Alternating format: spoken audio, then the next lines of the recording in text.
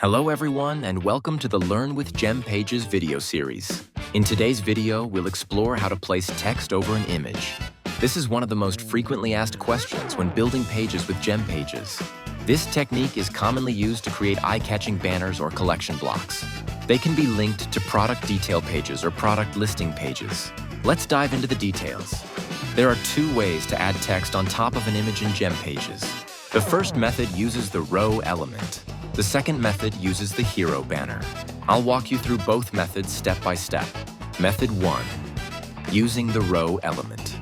First, select a 2-column row and drag it into the design area. Next, drag another row into the first column. In this row, set the image as the background. Go to the advanced settings to adjust the padding for better display. I set the top and bottom padding to 222 pixels, which helps the background image look more balanced and visually appealing. Next, drag in a text element and enter your text content. You can easily edit the text using the new inline text editor in GemPages V7 New Editor. Method 2. Using the hero banner.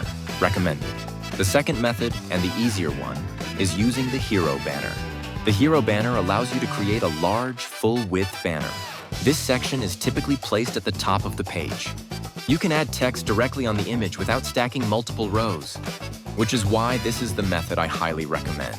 It saves time and reduces manual setup. From the left sidebar, scroll or search for the hero banner, then drag and drop it into the design area. Next, configure the background image. You'll notice that the hero banner already includes text elements, allowing you to add content right away. I remove the default button and make a few basic adjustments, and that's it. Now you know 2 ways to place text over on images in GemPages.